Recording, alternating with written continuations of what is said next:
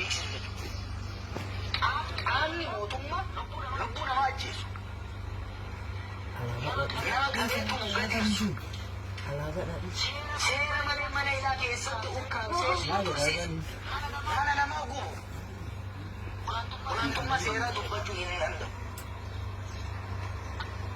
Ani qondaala mootummaa tokko yoon ta'e waadaa ittiin gallu jira.